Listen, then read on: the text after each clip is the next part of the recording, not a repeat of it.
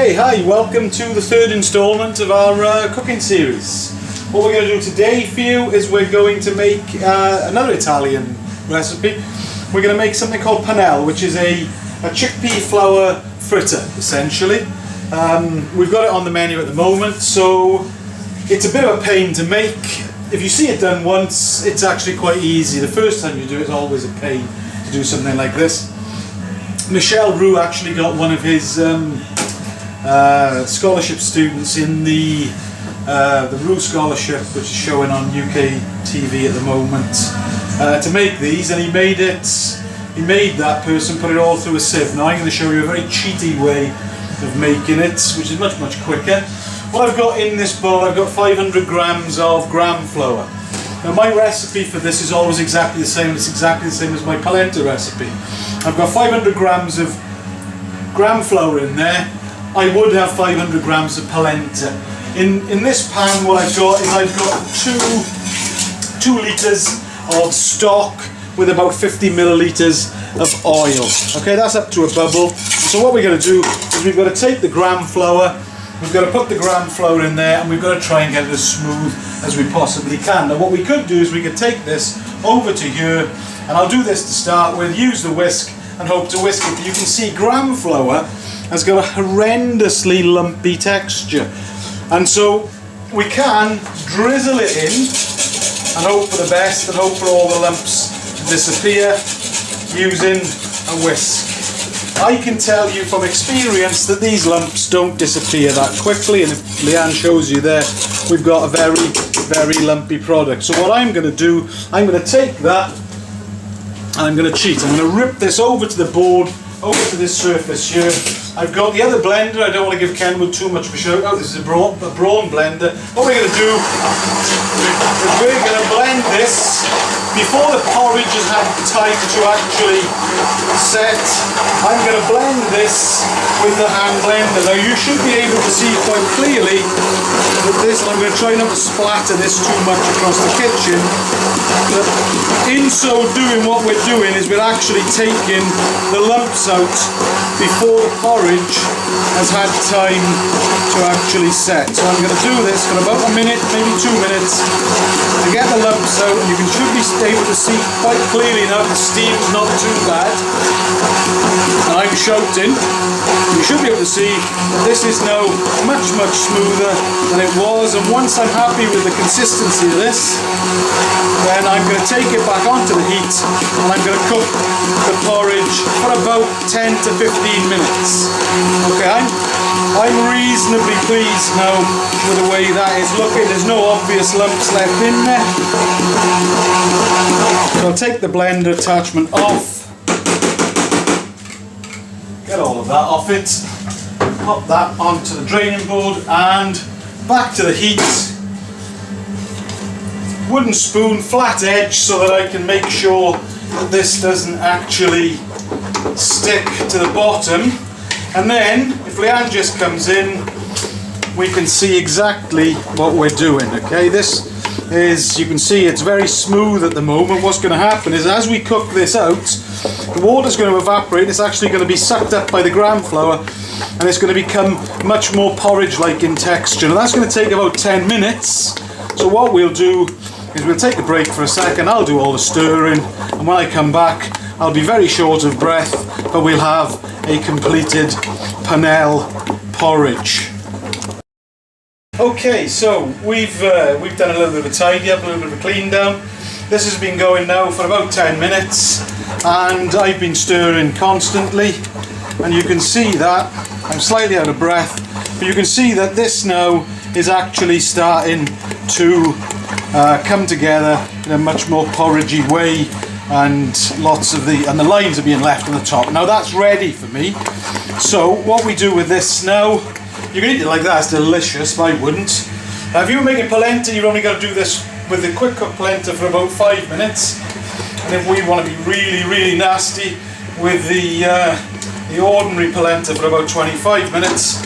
What we do with this then is we're going to turn this into the top and the bottom of a stack. So what we need to do with this, we need to take this from here over to our pan here, and what we're going to do is we're just going to layer this into the pan very quickly, working quite quickly, and then once it's in the pan, we're going to let this set in the fridge.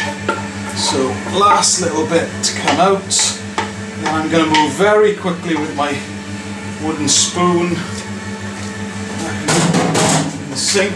Oh, we've had a little bit of a over the top, but as you can see, I just push this now into the edges, try and get it as even as possible. We'll just cut that bit off there and just move that down there. It's a little bit fatter in the middle, so let's get that down to the bottom, and that is our base for the panelle. Now we can turn this into any number of things. We can turn it into really nice chips or fries. Once it's set, we can cut it, we can refry it, and that's absolutely delicious. Okay, so that's going to be left now for an hour out of the fridge and then into the fridge to set up. When that happens, we'll come back and we'll show you how we're going to actually do this in the restaurant for service. Okay, it's been about 2 hours now. We've been sitting down doing nothing. Actually, this is one we made earlier. This is what it looks like when it comes out. You can see that it's kind of wobbly and plasticine in texture. It actually tastes delicious. There's a lot of black pepper in this. I didn't tell you there's black pepper in this. Now what we would do for service, and I'm going to show you exactly how we do it at the moment, is we take one of these rings and take a circle. So if I take the ring, take my circle, and I'll just leave that there for 1 second, remove this board and grab another board. So what we have, take the ring, push the polenta, or the panelle out, and take a knife.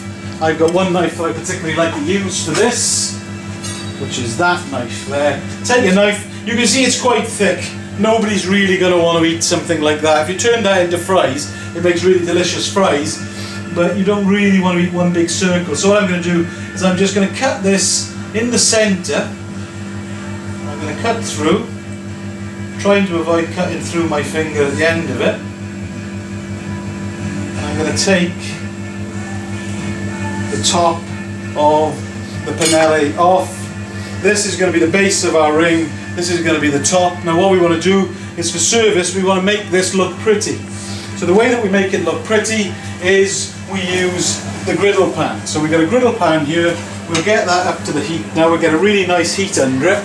I'll get a little bit of olive oil from here over there, and we'll put a little bit of olive oil into the pan, and we'll just give that a couple of seconds for that to heat up nicely. And what we're going to do is we're going to take our lid and we're going to make the lid nice and pretty by putting a couple of bar marks on it. Just makes it look nicer when it goes through the oven then for service.